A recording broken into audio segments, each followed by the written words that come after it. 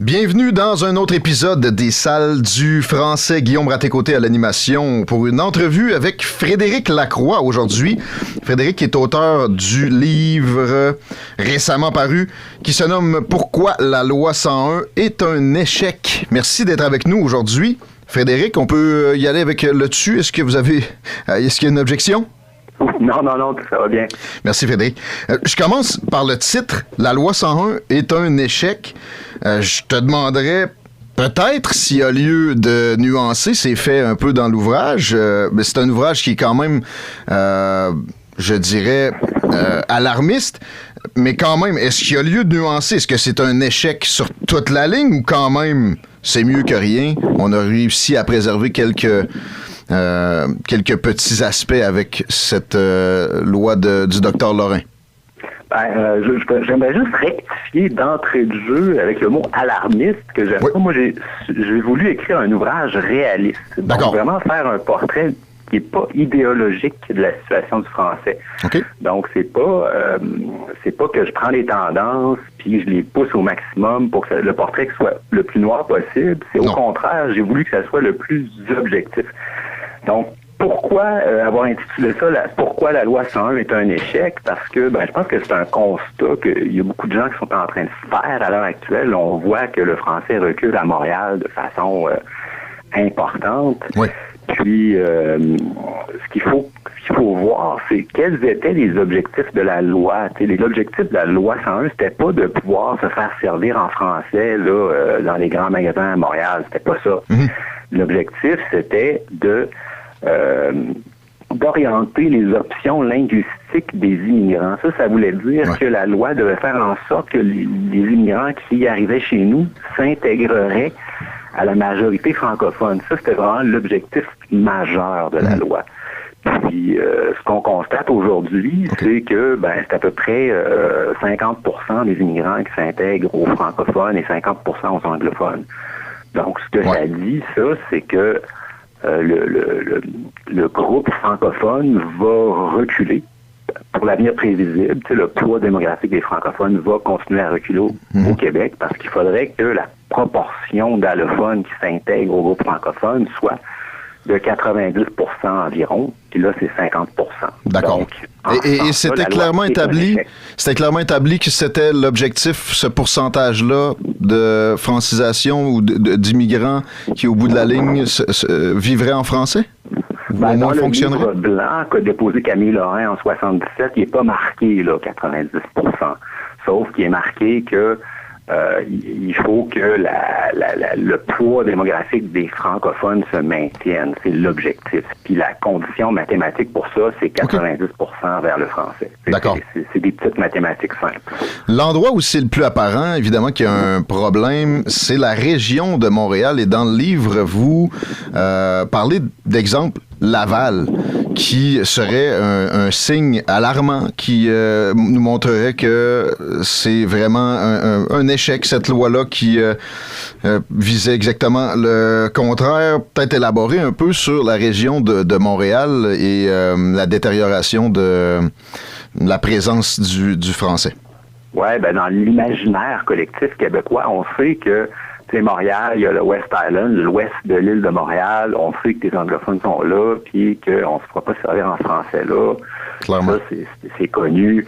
Bon, puis dans notre imaginaire, les choses en sont restées là. Puis ce que j'ai souhaité montrer dans le livre, c'est que cette dynamique-là est en train de déborder un peu partout dans la région métropolitaine. Donc, c'est ce que j'ai appelé la West Islandisation de la région métropolitaine. Puis c'est à Laval, sur l'île de Laval, en 15 ans, de 2001 à 2016, le poids démographique des francophones a baissé de 15%.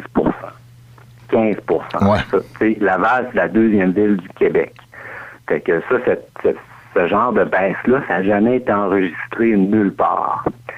Puis ce qu'on voit aussi, c'est que ça baisse aussi à Longueuil, ça a baissé de 4%. Donc ça baisse dans l'ensemble de la région, à Montréal, à Laval, puis dans les couronnes. Puis à Montréal, on sait que les francophones sont minoritaires depuis 2006. Donc, il y a moins de 50% de francophones à Montréal, sur l'île même, depuis 2006. Puis cette dynamique-là est en train de s'étendre partout. Donc, partout aussi. Là, si on évalue le Lac-Saint-Jean, évidemment qu'il n'y aura pas de pourcentage significatif comme ça. Peut-être l'Estrie, j'ai l'impression que Sherbrooke, peut-être un peu plus d'anglophones qu'il y a eu un creux. Il y a un moment où, évidemment, les cantons de l'Est étaient très anglophones. Ça s'est francisé. On serait dans une tendance inverse? Oui, dans les cantons de l'Est, effectivement, c'est très anglophone. Puis ce qui s'est passé, c'est que les anglophones ont migré, sont partis du Québec. C'est ça qui s'est passé beaucoup. Puis le taux de natalité des francophones à l'époque était très, très élevé. Maintenant, le taux de natalité est bien en bas du seuil de remplacement des générations. Donc, il n'y a pas de surnatalité francophone qui va venir compenser. Fait que, puis bon, c'est sûr qu'au Lac-Saint-Jean, je m'inquiète pas d'une baisse du poids démographique des francophones, là, soyons sérieux. Sauf que Montréal, il faut comprendre que c'est la moitié de la population du Québec. Bien sûr. Fait que quand ça baisse à Montréal, c'est très, l'effet est massif. C'est la moitié aussi des comtés politiques. Fait que c'est très important. Ce qui passe à Montréal est crucial. C'est le pôle d'attraction pour l'immigration, évidemment, qui est le numéro 1. Les métropoles, c'est toujours un peu comme ça que ça fonctionne. Parlons-en de l'immigration un peu plus en profondeur, puis peut-être en mode solution. Préconisez-vous simplement qu'on se rabatte sur une immigration francophone dans une beaucoup plus large perspective qu'actuellement? Est-ce que ce serait salutaire pour l'avenir du français en soi pour le Québec? Ouais, dans mon livre, je montre qu'en fait, il y a deux effets qui jouent simultanément. Il y a l'effet de l'immigration qui vient diluer le poids des francophones, ce qui en soi vient faire chuter la vitalité du français, donc la capacité de retenir ses locuteurs. Puis de l'autre, il y a la dynamique linguistique à Montréal qui est outrageusement favorable à l'anglais.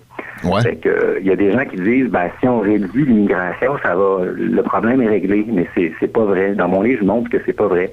Je montre que, oui, réduire l'immigration, c'est une bonne idée parce qu'on a un volume d'immigration qui est trop important pour notre capacité d'accueil. Donc, c'est une bonne idée, mais ça va pas venir régler le problème. Ce qu'il faut, c'est réduire l'immigration et aussi corriger la dynamique linguistique qui est trop favorable à l'anglais à Montréal. Okay. Donc, il faut agir sur plusieurs fronts en même temps. Bon. Ce qui est intéressant, c'est que Statistique Canada a fait une étude où il projette 0 immigrants jusqu'en 2036. Il montre que le français recule quand même au Québec. Donc, même 0 immigration, ça ne résout pas le problème. Ah bon? Oui. Puis si on a de l'immigration 100% francophone, il y a des gens qui ont évoqué la chose, d'ailleurs récemment avec la course à la chefferie du Parti québécois. Oui, moi, je fais une différence entre francophone et francotrope. Francotrope, c'est un groupe bien connu, c'est des immigrants des pays francophones et aussi latinos. Puis ces gens-là sont connus pour très bien s'intégrer au Québec français. OK. Fait que oui, l'immigration francophone est intéressante, mais cependant, ce qu'il faut comprendre, c'est que à Montréal, par exemple, les milieux de travail sont anglicisants. Fait qu'on n'aura pas beau faire venir des francophones, ils vont travailler en anglais à Montréal, puis ils vont finir par s'assimiler à l'anglais. Donc, on peut pas juste jouer sur l'immigration. Il faut jouer sur l'immigration, mais il faut aussi intervenir dans la dynamique linguistique. La loi 101 est un gruyère législatif. Est-ce qu'il faudrait une loi pour boucher ces trous-là et c'est ce qui pourrait changer cette dynamique-là d'attraction trop forte de l'anglais dans les milieux de travail dans la région de Montréal où c'est le plus problématique? Certainement, ça nous prend une refonte de la loi 101, c'est urgent. Okay. Les gens ont de plus en plus confiance. Jolin Barrette nous promet une loi avec des mesures costaudes depuis plusieurs mois. On n'a toujours rien vu. Mais moi, je vais appuyer cette loi-là si jamais Jolin Barrette la présente, c'est sûr, parce qu'on en a besoin, c'est urgent. Dans la situation actuelle, j'ai l'impression que ça va être remis un peu plus tard. En attendant, il y a peut-être des choses qui peuvent être envisagées à d'autres égards. Exemple, dans les universités, vous avez dressé un portrait qui m'a fait sursauter, qui traite de la situation dans les universités depuis le référendum de 95, avec des subventions du fédéral qui se sont multipliées, qui ont pris une proportion de plus en plus grande et qui ont fait en sorte que ça favorise un peu que le français soit relégué plus loin et que l'anglais prenne plus de place. Est-ce qu'il y a quelque chose pour pallier à ça? Puis décrivons un peu davantage, mieux que moi, s'il te plaît, Frédéric, le problème dans une université. Ce que je montre, c'est que depuis 1995, surtout le fédéral, avec son fameux pouvoir de dépenser, a mis sur pied des programmes de subvention pour les universités qui sont très généreux, donc les chaires de recherche du Canada, la Fondation canadienne pour l'innovation, donc c'est des programmes très, très bien financés. Puis ce que ces programmes font là, c'est qu'ils ont pris le contrôle de la recherche qui se fait dans les universités québécoises. Mais ça vient pas avec une exigence de fonctionner en anglais nécessairement? Non, pas du tout. Chance. Mais ce qui se passe, c'est que ces programmes-là, par exemple, ça prend des équipes pan-canadiennes, par exemple, pour avoir une chance d'avoir des subventions. Ah. Ça, qui dit équipe pan-canadienne dit, langue de travail, c'est l'anglais, tu sais, des échanges d'étudiants. Puis aussi, les programmes, le contenu des programmes, l'orientation des programmes est déterminée par Ottawa. Donc, c'est plus Québec qui dicte les orientations de recherche dans les universités. Largement, là, les programmes. Le Québec a aussi des programmes de subvention, mais ils ont peu d'argent comparé à Ottawa. Donc, c'est vraiment Ottawa qui dirige, qui oriente la recherche. Donc, le Québec a ses intérêts propres qu'il n'arrive plus à défendre dans les universités parce qu'il n'y a juste pas l'argent pour le faire. Donc, il aurait peut-être, s'agirait de le mettre, de répartir ça autrement dans le budget de la province. Il y aurait moyen qu'on, assurément, avec 115 milliards, qu'on en prenne un peu plus pour l'avancement scientifique, la recherche, les universités.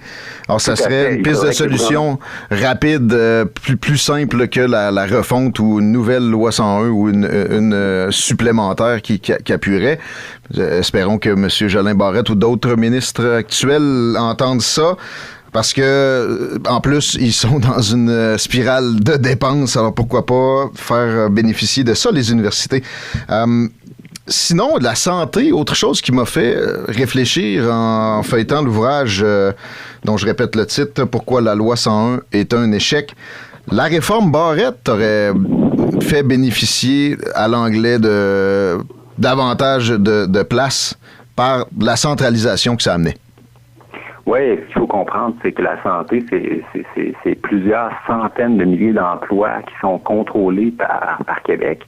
Puis qu'il y a une proportion vraiment importante de ces emplois-là où la langue de travail est l'anglais.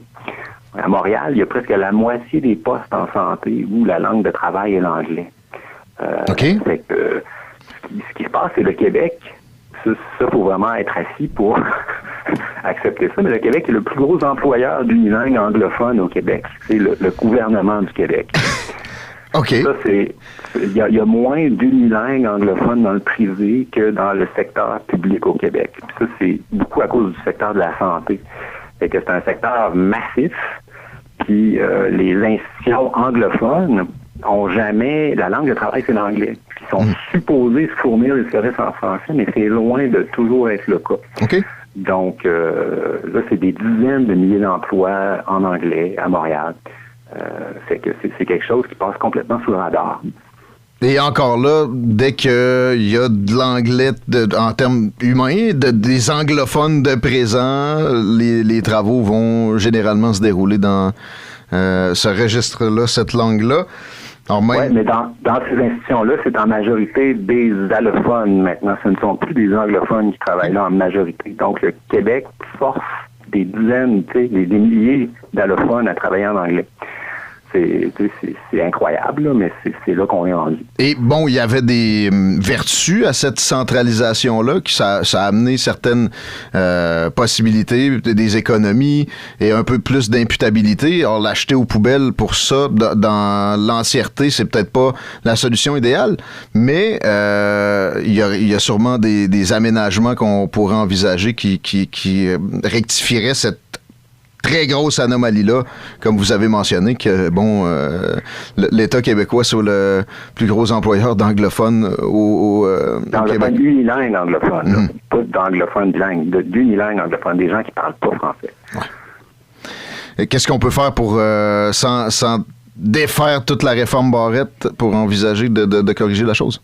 Ben, ce qu'on pourrait faire, c'est par exemple exiger que la langue de travail dans cette institution-là soit le français, que les services soient offerts en anglais. Ça, il n'y a pas de problème. OK. Les services sont faits en anglais, c'est super. La communauté anglophone est desservie, mais qu'on fasse du français la langue de travail pour que les allophones qu'on accueille, qui sont majoritaires dans ces institutions-là, travaillent en français. Ouais. Ça, c'est quelque chose qui pourrait être fait, par exemple, dans le nouveau projet de loi de Jeanin Barrette. Là. D'accord. L'efficacité du pan anglophone de notre système de santé est souvent citée en exemple, l'hôpital juif, par exemple. Et dans les autres provinces, on entend souvent aussi que ça va un peu mieux. Est-ce qu'il y aurait un lien entre un meilleur système de santé et la langue anglaise? Et je comprenais que vous considériez que les francophones en Amérique sont plus pauvres et moins en santé, de façon générale? Ben oui, ça c'est démontré. Ceux qui ont le français pour langue maternelle au Québec sont plus pauvres, puis ils ont une espérance de vie inférieure aux anglophones. Puis ça, c'est vrai encore aujourd'hui. Est-ce que c'est un degré qui est très... C'est 9 ans de décalage entre l'Est et l'Ouest de Montréal. Là. 9 ans. c'est pas petit. C'est pas 9 mois. Puis ce qu'il faut comprendre, c'est qu'il y a une vision linguistique du travail, surtout à Montréal. C'est que les centres anglophones, ils font beaucoup de la recherche, puis ils ont moins de débit de patients que les centres francophones qui font peu de recherche, puis qui font plus de patients. Donc, qui ont plus de volume de patients. Donc, ce qu'il faut comprendre, c'est que les centres anglophones sont plus riches, ils font plus de recherche, ils ont moins de patients à traiter. La qualité des soins peut être meilleure aussi. On accepte ça. Sous l'idée de protéger la minorité, qui est probablement une des plus choyées au monde dans la situation. La minorité se comporte en majorité. Là. C'est ça. La majorité francophone se comporte en minorité, puis la minorité anglophone se comporte en majorité. On est dans une inversion, en fait, des rôles. Le bilinguisme serait pas une solution, à votre avis? Je comprenais que vous donnez un petit exemple, un dessin, je dirais ça comme ça. Dans les endroits où c'est le cas, il y a toujours une langue qui est mise de côté, qui est là un peu plus pour de la parure. Et bon, c'est toujours compliqué de déterminer ce qui est le plus prolifique pour un peuple, parce que c'est sûr que la maîtrise d'une seconde langue, ça génère des possibilités, ça a bien des bénéfices pour l'ouverture sur le monde, pour les études, pas besoin d'élaborer plus que ça, on s'entend tous là-dessus. Dans l'enseignement de l'anglais, c'est vertueux en soi, mais évidemment, il y a des effets pervers à ça, et vous êtes assez catégorique sur cet aspect-là de l'enseignement de l'anglais. Ce qu'on disait avec la loi 101 dans les années 70, c'est que si vous faites la loi 101, ça va être un désastre parce que ça va empêcher les francophones d'apprendre l'anglais. Puis on voit que ça a été faux, archi faux. Les francophones sont bilingues plus que jamais. On est les champions mondiaux du bilinguisme anglais-français. Okay. Les jeunes francophones sont bilingues. Ils battent des records mondiaux. Puis à Montréal, les jeunes francophones sont plus bilingues que les jeunes anglophones. C'est ça. Puis le décalage est en train de s'accroître. Fait que la loi 101 n'a pas du tout mis au bilinguisme individuel. Là. Fait que moi, je suis partisan du bilinguisme et du multilinguisme. Moi, j'aimerais ça qu'il y ait une ouverture sur d'autres langues aussi, l'anglais. L'espagnol, l'allemand, le chinois, peu importe, qu'il y ait une véritable ouverture sur le monde qui passe par le multilinguisme. Puis c'est une chose qui, ailleurs, là, l'Europe, les pays scandinaves, les fatigants pays scandinaves, entre autres, il y a souvent 2 et 3 et 4 langues supplémentaires à la langue maternelle, et ça n'empêche pas que la préservation se fasse, pour exemple, le danois, pour le nommer ça. Exactement. Moi, dans mon livre, je propose que l'on ouvre d'autres langues secondes à l'école, qu'on offre d'autres langues secondes. Je pense que ce serait une proposition économiquement aussi très intéressante. Là, ça nous sortirait du tout à l'anglais. Ça empêcherait nullement d'apprendre l'anglais. Mais on pourrait avoir des gens qui sont formés aussi dans d'autres langues secondes. Ça serait vraiment intéressant. Puis je pense aussi pour les entreprises. Toujours en mode solution, c'est très sympathique, c'est parfait comme ça. On va revenir avec une conclusion en ce sens-là d'ailleurs, mais juste avant, petit propos sur les Trudeau, Justin et son papa. Le premier avait, comme vous le soulignez de très belle façon, dans Pourquoi la loi 101 est un échec, a séparé le français de la culture des Canadiens français avec la loi sur les langues officielles. C'est pas évidemment quelque chose que son fils révise, mais en général, sur son bilan, on est déjà avec lui comme premier ministre depuis 5 ans environ. Avez-vous des fleurs à lui lancer ou des critiques à lui amener? Puis peut-être, pourquoi pas, une petite comparaison avec le paternel. Trudeau fils a poursuivi l'œuvre de son père. Il est pris dans le cadre mental que son père lui a légué, puis il semble ne pas avoir ses propres idées, là. Dernièrement, Mélanie Joly a dit qu'ils allaient réviser la loi sur les langues officielles puis qu'ils allaient reconnaître que c'est le français qui recule. Donc, c'est le français au Canada qui aurait besoin de support, puis pas l'anglais. Okay. Donc, j'ai été très surpris de cette admission-là. C'est à voir s'il va en sortir quelque chose. Des fois, elle peut avoir des bulles aussi, elle. C'était une admission surprenante, j'ai trouvé. Ouais, aussi, il y a peut-être des bulles, mais en même temps, elle est du genre à consulter avant de se prononcer. Il y avait eu des épisodes de troubles où ça avait été manquant, ça. Alors, OK, on suit la chose, on sent qu'il y a peut-être de l'ouverture. Très intéressant. Comme cette entrevue qui est trop courte de toute façon, mais qui, malheureusement, doit avoir une fin. Et je terminerai avec un résumé du mode solution pour Frédéric Lacroix.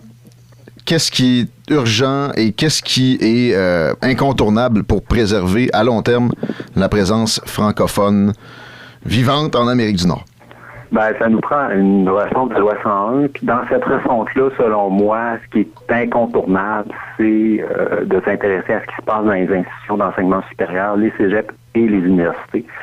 Le financement des cégeps et des universités anglophones est vraiment beaucoup plus important qu'il ne devrait l'être. Il faut s'intéresser à ça. Puis si on le fait pas, une nouvelle loi 101 va être un nouvel échec.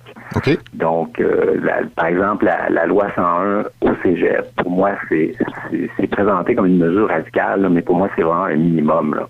Mm-hmm. Et si on n'a pas ça, je veux dire, la refonte de la loi va être une farce. L'immigration, évidemment, on a des choses à faire là-dedans. Le plus pressant? Aussi une politique culturelle, on a besoin, on est dans un univers dominé par Netflix, par exemple, YouTube, etc. Fait qu'on est surexposé à la culture américaine. Ça, c'est surtout pour les jeunes. Donc, ça nous prend une réponse culturelle à ça. Ça nous prendrait des plateformes de diffusion québécoises importantes. Il faudrait qu'il y ait un financement public pour ces plateformes-là. Il faudrait qu'on ait accès à notre propre culture, ce qui est de moins en moins vrai, puis surtout pour les jeunes. Donc, la réponse culturelle est importante aussi, très importante. Et ça va par les nouveaux canaux, c'est très, très bien précisé. C'est vrai, le TVA et Radio-Canada, je pense que pour intéresser les jeunes à ça, le travail, la côte est trop abrupte, ça se remontera pas, ça. C'est ça, la télévision, c'est mort, là. Tout passe par Internet maintenant. Fait que faut vraiment se pencher là-dessus. Autre chose, c'est peut-être de commencer par lire Pourquoi la loi 101 est un échec. Très beau prix, je pense que c'est en bas de 30 $, il me semble. Et c'est disponible dans toute bonne librairie, j'imagine? J'imagine. Là, je les ai pas tous visités. Sur le panier bleu aussi? Je n'ai pas regardé. Ça serait une bonne idée. Amazon, etc. Je le recommande personnellement, mais idéalement acheter ailleurs que sur le site de M. Bezos. Merci, Frédéric. C'est vraiment un privilège. Et puis, on remettra ça peut-être prochainement. C'était un grand plaisir de t'accueillir pour les salles du français. Merci beaucoup. Merci. Bonne journée. À la prochaine. Merci.